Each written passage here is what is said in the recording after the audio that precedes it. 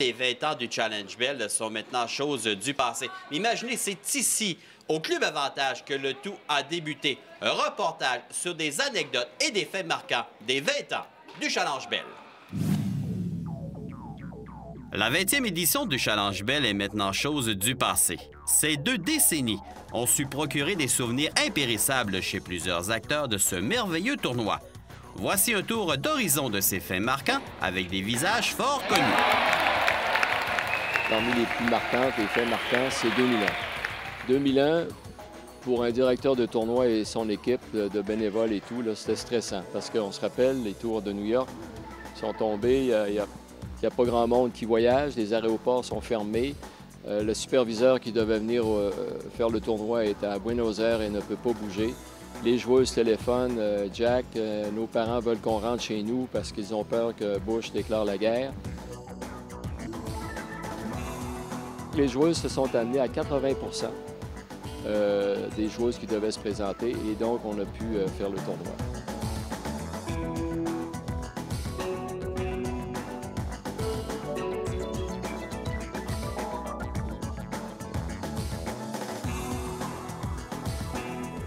À l'époque, on faisait des activités pour faire la publicité du tournoi, des activités qui précéderaient le Challenge Bell.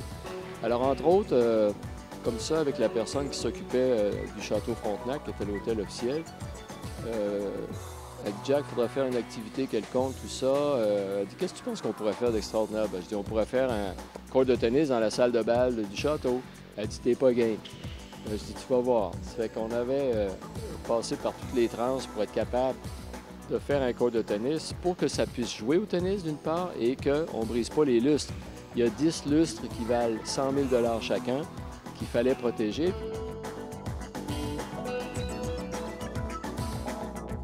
J'ai toujours eu de bons souvenirs ici, aussi bien en simple qu'en double. Bon, évidemment, j'ai gagné le premier titre ici, mais à chaque fois que je revenais ici, de toute façon, même si je perdais, j'étais contente d'être ici parce que c'est vraiment un endroit magnifique et le tournoi a toujours été très bien organisé. Je reviens après pas mal d'années et je trouve que c'est encore mieux maintenant, quoi. Donc je regrette d'être plus vieille parce que j'aurais aimé jouer plus longtemps, mais c'est comme ça, c'est la vie.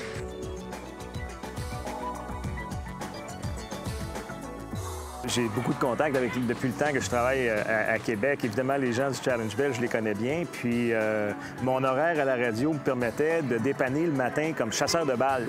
Normalement, les chasseurs de balles, c'est les jeunes du sport-études qui étudient le matin et l'après-midi venaient faire le rôle, puis le soir venaient faire le rôle de chasseur de balles. Mais le matin, il était moins disponible. Alors, moi, je me suis rendu disponible. Le tennis, j'adore ça. Alors, avec mon collègue Jean Bergeron, Claude Lavoie aussi l'a fait à un moment donné.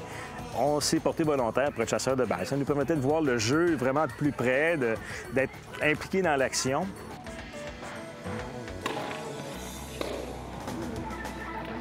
C'est un peu anecdotique, finalement, la question de l'approche. Parce que vous savez que depuis 1995, à travers le projet de Football Rouge et Or, je travaille de façon très proche avec Jacques Tanguay. Et un bonsoir, M. Tanguay me téléphone en me disant qu'il souhaite s'impliquer, il prévoit s'impliquer dans le Challenge Bell. Et il fallait trouver une façon de garder cette compétition-là.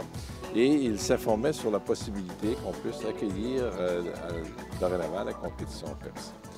Alors, je lui ai demandé combien de temps j'avais pour explorer la situation. Il m'a dit « Tu as 48 heures ».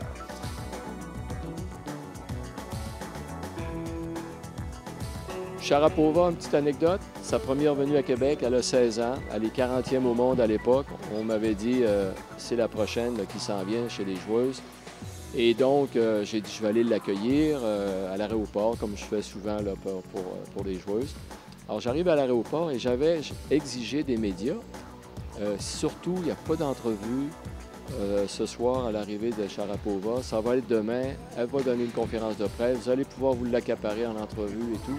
Mais rien ce soir. J'arrive là, il y a des spots partout, il y a une scène qui est érigée, il y a un lutrin, un micro et tout.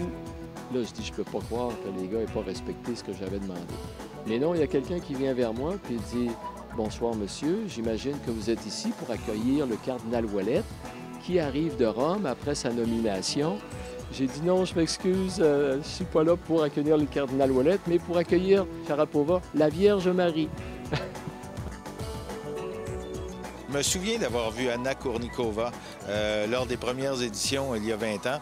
Je me souviens d'avoir vu Serena Williams jouer son premier tournoi professionnel à Québec.